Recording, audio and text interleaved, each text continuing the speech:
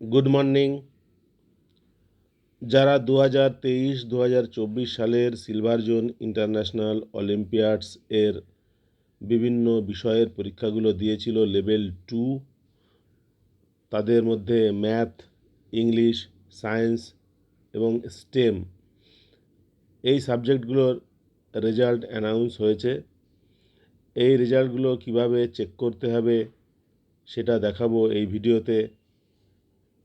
যারা জানেন না তাদের কাছে অনুরোধ, এই ভিডিওটা শেষ পর্যন্ত আপনারা দেখবেন এবং ভিডিওটি দেখে যদি আপনাদের কোনো উপকার হয়, ভালো লাগে, তাহলে ভিডিওতে একটা লাইক দেবেন, এটা শেয়ার করতে পারেন আপনার বিভিন্ন বন্ধুদের সঙ্গে।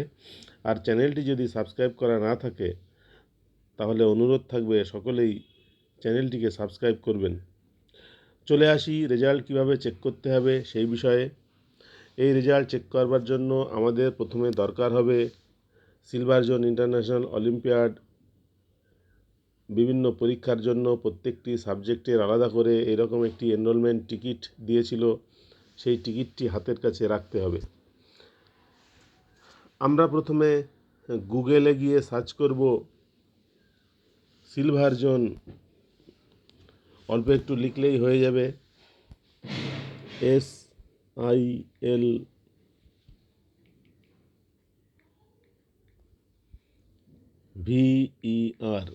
সিলভার জোন সার্চ করলেই এরকম লিঙ্ক চলে আসবে। যদি লিঙ্ক না আসে তাহলে পুরোটা লিখবেন silver zone olympiad result level 2। লিঙ্কে ক্লিক করলেই আমরা এরকম একটি পাতা দেখতে পাবো।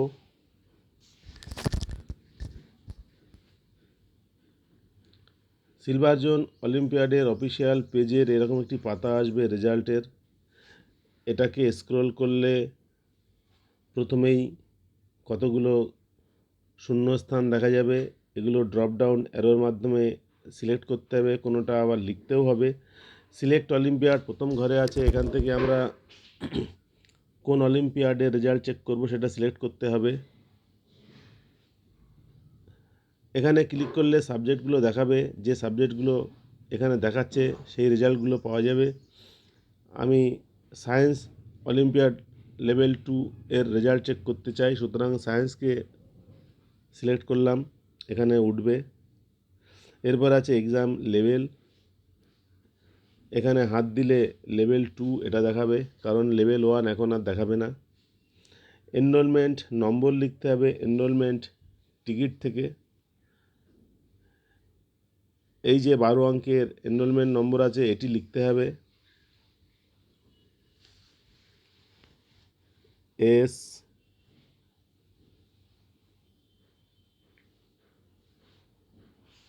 এনরোলমেন্ট নম্বর লেখার পরে অ্যাক্সেস কোড আছে। এনরোলমেন্ট টিকিটে এনরোলমেন্ট নম্বরের পাশে পাস কোড বা অ্যাক্সেস কোড আছে, এটা দেখে দেখে টাইপ করতে হবে।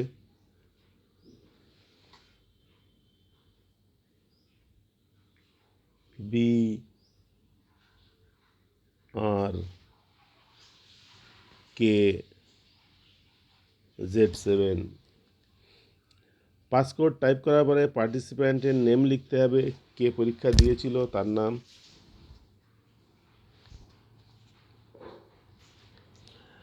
নাম লেখার পরে এখানে ফাদার্স বা মাদার্স নেম যেটা এনরোলমেন্ট টিকিটে আছে সেইটা লিখতে হবে এবং তারপর আছে মোবাইল নাম্বার। এখানে যে মোবাইল নাম্বার রেজিস্ট্রেশন করা আছে সেই মোবাইল নাম্বারটা লিখতে হবে।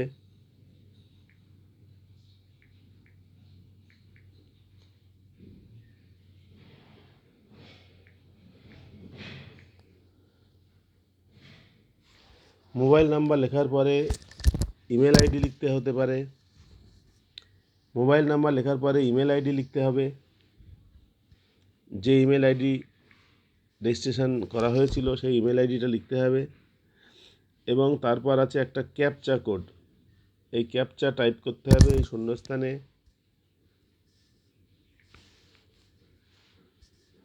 KLITD ক্যাপচা কোড প্রতি মুহূর্তে চেঞ্জ হয়, যতবার চেক করা হবে ততবার নতুন নতুন ক্যাপচা আসবে। এবার সার্চ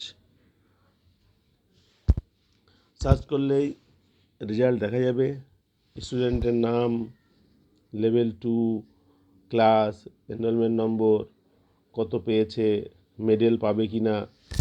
এখানে মেডেল নট এলিজেবল, কেন নট এলিজেবল, পাশে একটি লিঙ্ক আছে, এই লিঙ্কে ক্লিক করতে হবে। ক্লিক করলেই দেখাবে অনলি অলিম্পিয়াড ফার্স্ট, সেকেন্ড এবং third rank holders are eligible for the medal. Olympiad rank এখানে দেখা যাচ্ছে, এই বাচ্চাটি পেয়েছে 592 অলিম্পিয়াড র্যাঙ্ক হয়েছে, 1, 2, 3 হলেই হতো। এলিজিবল ফর লেভেল 3, যারা 6 থেকে 12 পরীক্ষা দেবে তারা কেন এলিজিবল নয়, কেন এলিজিবল সেটা এখানে লেখা থাকবে। এলিজিবল ফর লেভেল 3, এই বাচ্চাটি নো, এলিজিবল নয়। পাশে